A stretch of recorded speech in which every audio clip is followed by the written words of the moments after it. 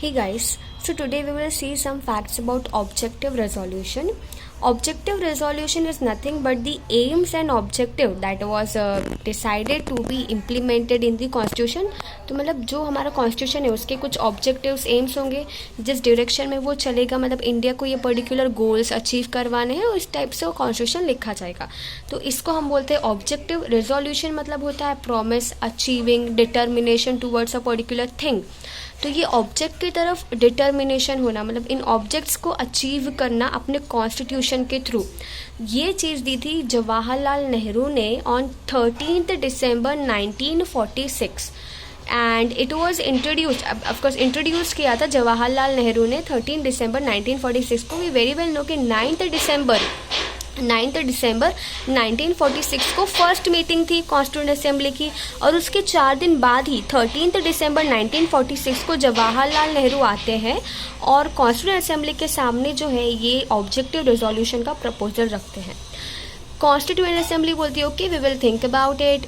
ठीक है, तो फिर 1 महीने के लगभग 1 महीने से ज़्यादा हो गया और जनवरी मतलब दूसरा साल लग गया, 1947 आ गया और 22 जनवरी 1947 को हम देखते हैं कि कॉन्स्टिट्यूएंट असेंबली ने अनएनिमसली, इन द सेंस सभी इसके लिए एग्रीड थे, ऐसे अनएनिमसली सभी मेंबर्स ने इस पर्टिकुलर ऑब्जेक्टिव रेजोल्यूशन को एक्सेप्ट कर लिया अपने कॉन्स्टिट्यूशन में इंक्लूड करने as the introductory part. Okay, तो ये चीज़ एक्सेप्ट कब हुई है? 22 जनवरी 1947 को हमें याद रखना है कि 13 दिसंबर 1946 में हमें जवाहरलाल नेहरू ने ये चीज़ कॉन्स्टिट्यूएंट असेंबली के सामने रखी थी.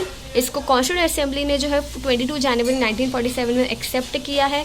फिर बाद में हम देखते हैं कि यही जो ऑब्जेक्टिव रेजोल्यूशन था इसको हमने प्रीएम्बल के तौर पर जो है इसको रिनेम या एक्सेप्ट कर लिया. क्यों? क्योंकि हमने देखा कि यूएस कॉन्स्टिट्यूशन जो है वहाँ पर प्रीएम्बल होता है, इन द सेंस कॉन्स्टिट्यूशन का इंट्रोडक्टरी पार्ट है ना, जो कि अगेन एम्स, ऑब्जेक्टिव, इंग्रेडिएंट्स बताता है कॉन्स्टिट्यूशन के, उसको प्रीएम्बल बोलते हैं यूएसए के. और बहुत सारे कंट्रीज़ में प्रीएम्बल वाला पार्ट होता है अपने कॉन्स्टिट्यूशन का, खुद के उनके कॉन्स्टिट्यूशन का.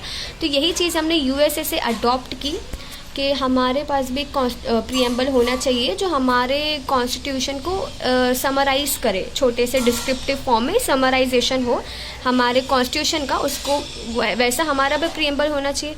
फिर हमने देखा अरे हमारे पास तो ऑलरेडी ऑब्जेक्टिव रेजोल्यूशन है एम्स, ऑब्जेक्टिव, इंग्रेडिएंट्स बताने के लिए, तो क्यों ना हम उसको ही एज अ प्रीएम्बल नेम दे दें.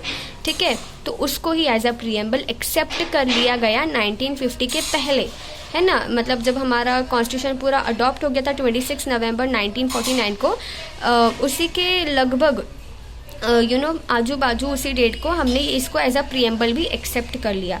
तो ये जो आइडिया लिया है वेरी इंपॉर्टेंट कि this is asked in exam कि प्रीएम्बल का आइडिया कहाँ से लिया है, तो वो यूएसए से लिया है. बट जो हम आप देखेंगे प्रीएम्बल जिस तरह से लिखा है, कहीं कैपिटल लेटर से, स्मॉल लेटर से, कहीं वो एक प्रॉपर लाइन में नहीं है, कुछ आधा है. तो ये जो पूरा एक फॉर्मेट है, लैंग्वेज है, लिखने का तरीका, ये हमने ऑस्ट्रेलिया से लिया है. Written there very much clear कि लैंग्वेज फॉर्मेट जो है that is been taken from the Australia of the preamble, and whereas the idea of preamble is taken from the USA. So this both has to be remembered कि जो idea है that has been taken from the USA and preamble का जो हमारा language एक format है वो we have taken that from the Australia. अब इसी प्रीएम्बल को जो है बाद में हम देखते हैं कि एन ए पालकी वाला ने इसको identity card of the constitution भी कहकर संबोधित किया है. क्योंकि अगर कोई पूछेगा do you have your constitution, will say yes we have. तो पूछेंगे where it is, like any proof, तो will show yes this is our preamble, this is the identity card, this is our proof.